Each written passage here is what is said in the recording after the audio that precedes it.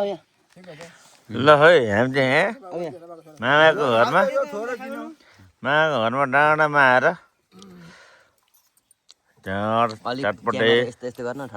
पकाउने त्यसरी गरिरहेको छु यो घाँस मल लाउँदाखेरि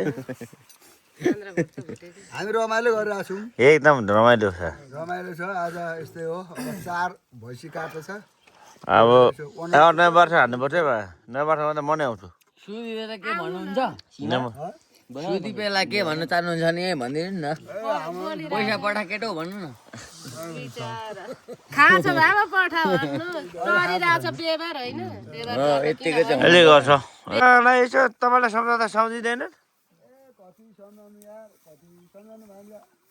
50 रुपियाँ पैसा दियो भात खानु दियो खुवाइनु दुध दिएर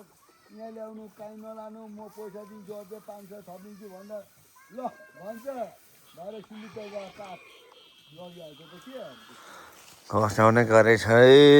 चाहिँ गाउँघरमा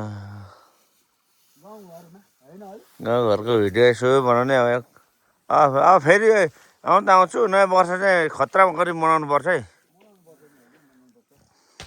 यो चाहिँ एकदम डाँडामा गर्छ घमाइलो